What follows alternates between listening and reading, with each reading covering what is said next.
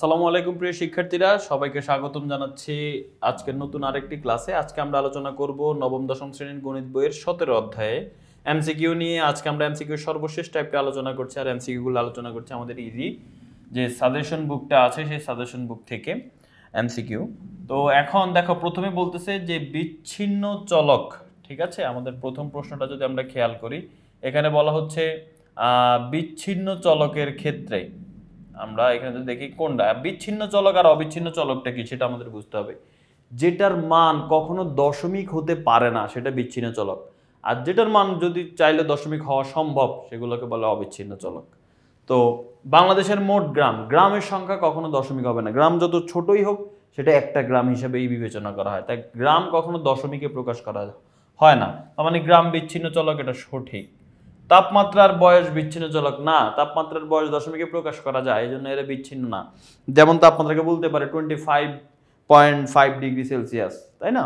মানে পয়েন্ট বলা যায়। বয়সও কিন্তু দশমিকে প্রকাশ করা যায়, তার মানে এটা হবে না, এটা বিচ্ছিন্ন না। বাংলাদেশের উপজেলাও কখনোই ভগ্নাংশ, কখনো বলতে পারবো না তোমার এলাকায় বা আমার এলাকায় থানা আছে 3.5টা থানা, বলা যায় না, কিন্তু হয় 3টা নাহলে 4টা, এরকম আর কি। তো 1 আর 3 হচ্ছে এটার অ্যান্সার কি 87 এর অ্যান্সার হচ্ছে 1 ও 3। এই যে 1 ও 3 এটা হচ্ছে আমাদের অ্যান্সার। এবার 88 নম্বরে আসি। এখানে বলা হচ্ছে পরিসংখ্যানে ব্যবহৃত চলক দুই প্রকার, ঠিক আছে। নিজের তথ্যগুলো পরিসংখ্যানে ব্যবহৃত চলক দুই প্রকার, মানে নিচের কোনগুলো হচ্ছে সঠিক সেটা আমাদের বের করে দেখাইতে হবে। তো 1 নম্বরে বলা হচ্ছে যেহেতু পরিসংখ্যানে ব্যবহৃত চলক দুই প্রকার, এটা সঠিক না ভুল?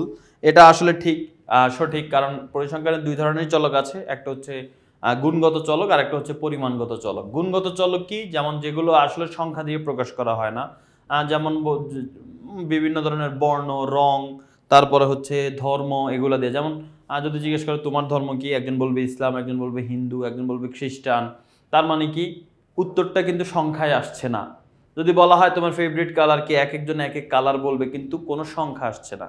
এগুলো হচ্ছে গুণগত চলক। আর পরিমাণগত চলক, কারো বয়স, উচ্চতা, পরীক্ষাপ্রাপ্ত নাম্বার, এগুলো হচ্ছে কিন্তু পরিমাণগত চলক, এগুলো নাম্বারেই আসে। তার মানে চলক এই দুই প্রকারের হয়ে থাকে। তাহলে 88 অ্যান্সারে প্রথমটা সঠিক। ক্রিকেট খেলায় রানের সংখ্যা অবিচ্ছিন্ন চলক না। ক্রিকেট খেলায় রান কি কখনো দশমিকে হতে পারে? কখনোই দশমিকে হতে পারে না। সর্বনিম্ন রান 1 রান, সর্বোচ্চ রান যাই হোক না কেন, কিন্তু পয়েন্টে কখনো রান হয় না। বলা হয় যে 2.5 রান নিচে বা 3.5 রান নিচে, এরকম কিন্তু হয় না। তার মানে যদি দশমিক যেহেতু হতে পারে না, তার মানে রান বিচ্ছিন্ন চলক, কিন্তু এখানে অবিচ্ছিন্ন বলছে, তার মানে এটা হবে না। যে সকল চলকের মান বাস্তব সংখ্যা হতে পারে তারা অবিচ্ছিন্ন চলক। ইয়েস, বাস্তব সংখ্যা মানে কি? যেটা দশমিক হতে পারে, পূর্ণ সংখ্যা হতে পারে, ধনাত্মক, ঋণাত্মক, যে কোনো কিছু হতে পারে, সেগুলা অবশ্যই অবিচ্ছিন্ন চলক, কারণ অবিচ্ছিন্নতে দশমিক হতে পারে। তার মানে 1 আর 3 হচ্ছে সঠিক। আমাদের 88 নম্বরের অ্যান্সার হচ্ছে 1 ও 3, ঠিক আছে। পরবর্তী প্রশ্ন 89 নাম্বার। এখানে বলা হচ্ছে গণসংখ্যার সারণী তৈরি করতে গেলে আমাদের উপাত্তের পরিসর আগে প্রথমেই পরিসর নির্ণয় করতে হয়। তার পরবর্তী ক্রমযুক্ত গণসংখ্যা এখানে কোনো প্রয়োজন নেই, এখানে আমাদের লাগে শ্রেণীব্যাপ্তিক গণসংখ্যা আর ট্যালি। আচ্ছা, তো এখন টেবিল টাকতে গেলে কয়টা শ্রেণী লাগে সেই শ্রেণী সংখ্যাটাও নির্ণয় করতে হয়। এটার অ্যান্সারও কি? এটার অ্যান্সার হচ্ছে 1 ও 3। আচ্ছা, আবারও একই টাইপের প্রশ্ন, যে হচ্ছে এখানে বলতেছে ক্রমযুক্ত গণসংখ্যার প্রয়োজন হয় কোথায়। ক্রমযুক্ত গণসংখ্যা আমরা মধ্যক নির্ণয় করতে গেলে ক্রমযুক্ত গণসংখ্যা লাগে, অজীব রেখা নির্ণয় করতে গেলে ক্রমযুক্ত গণসংখ্যা লাগে, তবে প্রচুরক নির্ণয় করতে লাগে না। অ্যান্সার হচ্ছে কি? অ্যান্সার হচ্ছে 1 ও 2। Okay fine. এবার আসো আমরা পরবর্তী প্রশ্ন চলে যায়। আবার ওই যোজিত গণসংখ্যা মানে ক্রমযোজিত গণসংখ্যার কথাই বলা হচ্ছে, যে কোথায় আমাদের প্রয়োজন পড়ে। ক্রমযুক্ত গণসংখ্যা লাগবে আমাদের অজীব রেখা অঙ্কন করতে লাগে, মধ্যক নির্ণয় করতে লাগে, গড়ে লাগে না। তার মানে অ্যান্সার হচ্ছে 2 ও 3। এর পরবর্তী প্রশ্নটা দেখো, এখানে বলতেছে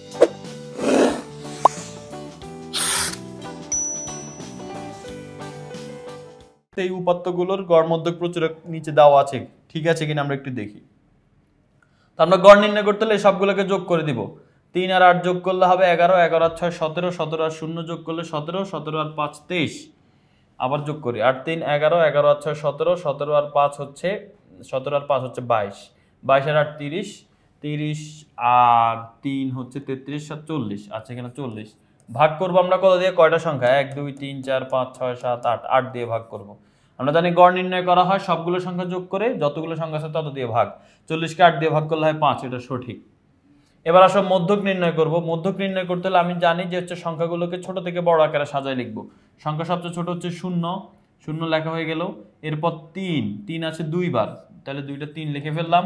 এরপরে হচ্ছে 3-এর পর 4 নাই, 5 আছে একবার, 7 আছে একবার, 8 আছে একবার, ও 6 আছে একবার, তাহলে 5 6 7 8 এর একবার একবার করে আছে।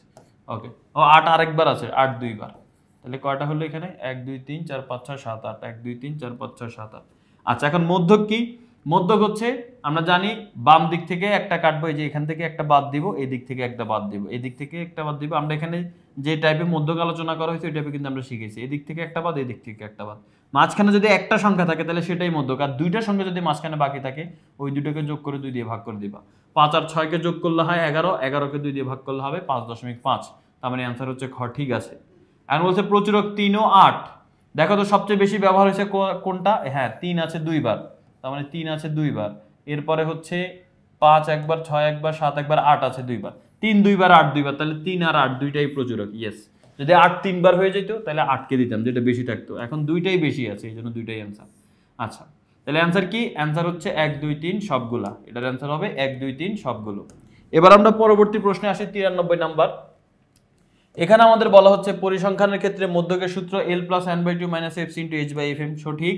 প্রচুরকের সূত্র l + f1 / f1 + f2 × h, এটাও সঠিক। 3 নম্বরে গাণিতিক গড়ের সূত্র, এটা কোন সূত্র হলো? গাণিতিক গড়ের সূত্র (f(i(x)/n) অথবা a + (f(i(ui)/n × h), ওই যে ওই সূত্রটা আছে। ওকে, তাহলে আমাদের অ্যান্সার হচ্ছে এটার কি? এটার অ্যান্সার হচ্ছে ক নাম্বারটা। ওকে, এবার আসলে 94 নাম্বার প্রশ্ন। এটা এই অধ্যায়ের সর্বশেষ প্রশ্ন। দেখো, এখানে বলা হচ্ছে একটি গাণিতিক সমস্যা সমাধান করতে 7 জন শিক্ষার্থীর এই নিম্ন সময়গুলো লাগে। মানে 7 জন শিক্ষার্থী একটা গণিতের একটা প্রবলেম, একটা ম্যাথ সমাধান করতে গিয়ে একজনের 2 মিনিট লাগে, 3 মিনিট লাগে, 5 মিনিট লাগে, 7 মিনিট, 7 মিনিট, 10 মিনিট, 15 মিনিট। এখানে 7 জন শিক্ষার্থীর কার কয় মিনিট লাগে সেটা বলা আছে। এখন প্রথম প্রশ্নে বলছে গাণিতিক গড় 7। এদের কি গাণিতিক গড় 7? দেখি তো, এদেরকে যোগ করি। 2 আর 3 যোগ করলে 5, 5 আর 5 যোগ করলে 10, 10 আর এখানে 14, 10 আর 14 24, 24 আর 10 হচ্ছে 24 আর 10 হচ্ছে 34, 34 আর 15 হচ্ছে 49। তাহলে সবগুলো যোগ করলে 49। ভাগ করবো কয়টা দিয়ে? 7টা দিয়ে, এখানে 7টা সংখ্যা আছে। 49কে 7 দিয়ে ভাগ করলে 7ই হয়। তার মানে ইয়েস, গাণিতিক গড় কি? গাণিতিক গড় হচ্ছে আমাদের 7। তার মানে আমাদের প্রথমটা সঠিক। পরবর্তীতে বলছে সংখ্যাগুলোর মধ্যক হচ্ছে পঞ্চম পদ। না, সংখ্যাগুলোর মধ্যক পঞ্চম পদ হবে না, সংখ্যাগুলোর মধ্যক হবে, আমরা যদি একটু দেখি মধ্যক কোনটা, এই যে এখান থেকে একটা কাটে, এখান থেকে একটা কাটে, এখান থেকে একটা, এখান থেকে একটা, এখান থেকে একটা, এখান থেকে একটা, মধ্যক হচ্ছে এই যে এটা আর কি। তো এটা কততম পদ দেখো তো? 1 2 3 4, 4তম পদ হচ্ছে এটা। তার মানে পঞ্চম পদ, এটা হবে না। এবার আসো, লাস্ট বলা হচ্ছে সংখ্যাগুলোর প্রচুরক। প্রচুরক বলতেছে 7। প্রচুরক কি 7 হয়? হ্যাঁ 7, কারণ তুমি দেখো এখানে খেয়াল করলে দেখবে 7 সর্বাধিকবার আছে, আর কেউ সর্বাধিকবার নাই। তার মানে সংখ্যাগুলোর প্রচুরক হচ্ছে 7, এটাও সঠিক। অ্যান্সার হচ্ছে কি 1 2 3 সবগুলাই হবে আমাদের অ্যান্সার। এটা অ্যান্সার 1 2 3 সবগুলাই হবে। এর পরবর্তীতে আবার কিউআর কোড দেওয়া আছে, তুমি নিজে পরীক্ষা দেওয়ার জন্য এখানে কিউআর কোড আছে, ওইটা স্ক্যান করলে প্রশ্ন পেয়ে যাবে। এই 17 অধ্যায়ের উপরে তুমি পরীক্ষা দিয়ে তোমার নিজেকে যাচাই করে নিতে পারবা। আশা করি পুরো 17 অধ্যায় সবগুলো এমসিকিউ তোমাদেরকে আমি বুঝাইতে পেরেছি, আর তোমরাও আশা করি বুঝতে পেরেছো। কোনো এমসিকিউ না বুঝলেও এমসিকিউটা ভালো করে পড়ো। মাঝখানে কোনো এমসিকিউ যদি বুঝতে না পারো তাহলে তুমি হয়তোবা ওই টাইপের শুরু থেকে দেখো না। আমি শুরুতে হয়তো একটা জিনিস খুব ভালো করে বুঝাইছি, পরবর্তীতে এই জন্য খুব বেশি সময় নিয়ে বাকি এমসিকিউগুলো বুঝে নেই একই টাইপের।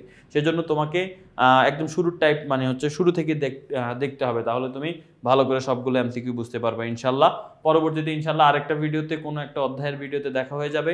তোমরা যারা সাজেশন বইটা সংগ্রহ করেছো আশা করি সবার প্রিপারেশন ভালো হচ্ছে।